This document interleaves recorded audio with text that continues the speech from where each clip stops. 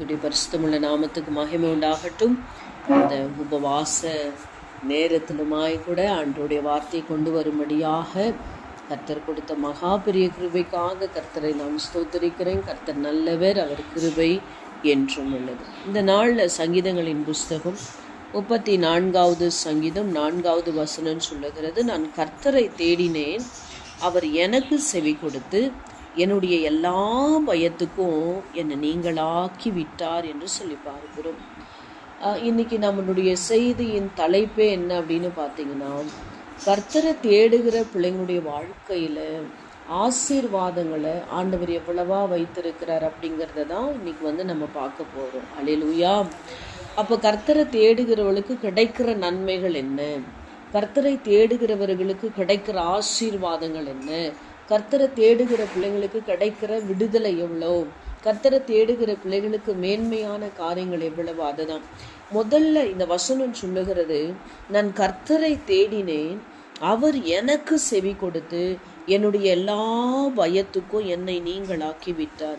இந்த 34வது சங்கீதத்தை நம்ம வாசிக்கிறதுக்கு முன்னாடியே ஒரு அறிமுகம் இருக்கும். என்னன்னா, தாவீது அபிமெலேக்குக்கு முன்பாக வேஷம் மாறின போது அவனால் துரத்திவிடப்படுகையில் பாடின ஒரு சங்கீதம் அப்படின்னு நம்ம பார்க்குறோம். அப்போ பாருங்க, ஒரு மனுஷன் தப்பி பிழைக்கிறதுக்கு, ஒரு மனுஷன் பூமியில் வாழ்கிறதுக்கு கூட வேஷத்தை மாற்றிக்கிட்டு தான் வாழ வேண்டியதாக இருக்குது. அதாவது வேஷத்தில் நிறைய வேஷம் இருக்குது. சில பேர் நம்மக்கிட்ட நல்லதாகவே பேசிகிட்டு இருப்பாங்க, ஆனால் கெட்டதாக செஞ்சுட்டு இருப்பாங்க.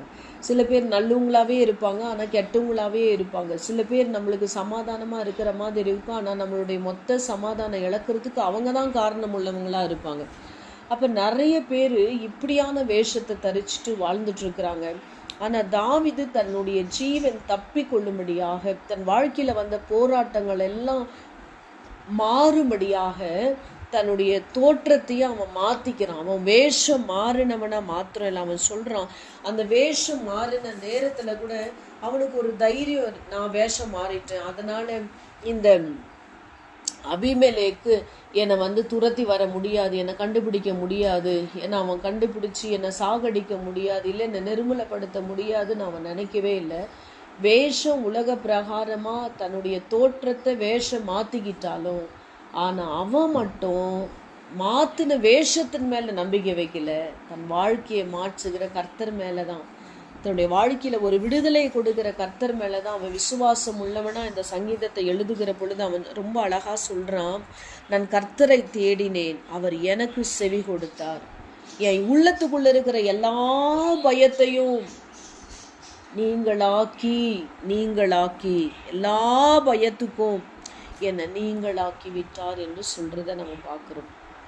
அப்போ கர்த்தரை நம்ம தேடுகிற அனுபவம் உள்ள பிள்ளைங்களாக இருக்கும் பொழுது நமக்கு அவர் எப்படிப்பட்ட தேவனாக இருக்கிறார் அப்படின்னு சொல்லி பார்த்தீங்கன்னா, எல்லா பயத்துக்கும் நம்மை நீங்களாக்கி விடுவிக்கிற தேவனாக இருக்கிறார்.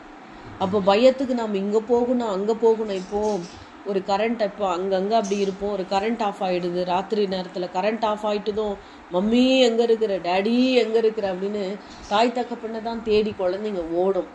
அப்படி தான் தெய்வ பிள்ளையே நம்ம வாழ்க்கையில் பயோன்னு வரும் பொழுது, திகிலுன்னு வரும் பொழுது, பதட்டோன்னு வரும் பொழுது, நம்ம கர்த்தரை நோக்கி கூப்பிடுகிற பொழுது அவர் நம்முடைய சத்தத்தை கேட்கிற தேவனாய் மாத்திரம் இல்லை, நம்முடைய பயத்துக்கெல்லாம் நம்மளை நீங்களாக்கி விடுகிற நல்ல தகப்பனாக இருக்கிறார். அல்லேலூயா. கர்த்தர் நல்லவர்.